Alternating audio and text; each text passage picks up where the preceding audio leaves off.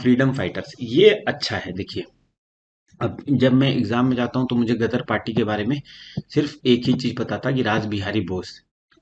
दो रूल्स इसमें काम करेंगे, इसको ध्यान से सुनना, बहुत लोग इसमें कंफ्यूज हो रहे हो।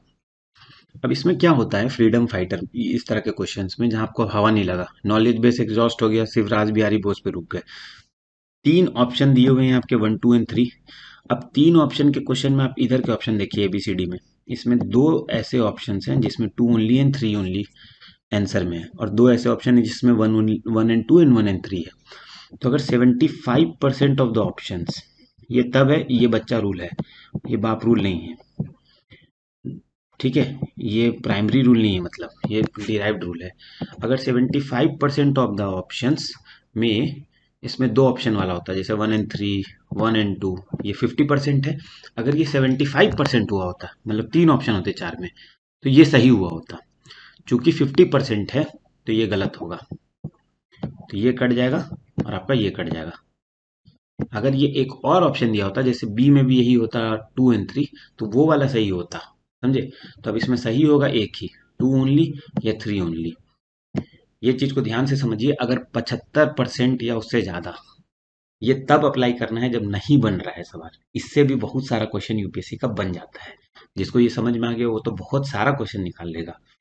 तो अगर, तो इसका मतलब क्या, ये डिराइव कैसे हुआ है? यूपीएससी आपको एक हिंट दे रहा है कि हम इस तरह के ऑप्शंस की तरफ देख रहे हैं।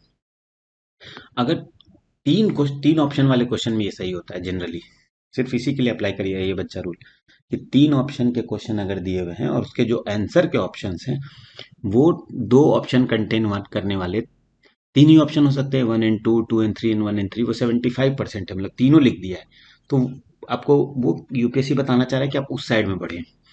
और अगर वो नहीं लिखा है तीनों, दो ही लिखा है या एक ही लिखा, तो क्योंकि तीन है तो इसमें आंसर या तो एक होगा या ऑल ऑफ दीज होगा।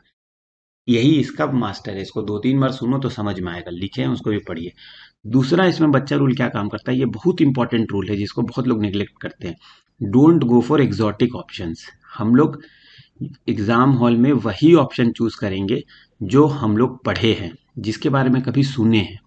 ऐसा ये मत सोचना कि यूपीएससी में कुछ ऐसा क्वेश्चन आएगा जो हमने पढ़ा ही नहीं है। यही घबराहट के कारण लोग गलत कर देते हैं। तो आपने पढ़ा क्या है? रास बिहारी बोस। एक ही ऑप्शन बचता है जिसमें रास बिहारी बोस है, 3 ओनली, इसलिए इसका आंसर 3 होगा। इसमें दो रूल्स अप्लाई किए गए, पहला जो हम पढ़े थे उसको, और जो हम जानते हैं उसी को मानेंगे, और दूसरा कि भाई तीन ऑप्शन के क्वेश्चन में अगर दो ऑप्शन वाले ऑप्शन ABCD में 50% या उससे कम है तो आंसर एक ऑप्शन वाला होगा या ऑल थ्री ऑफ देम होगा। मैंने कई बार बताया, इसको आगे भी बताऊंगा।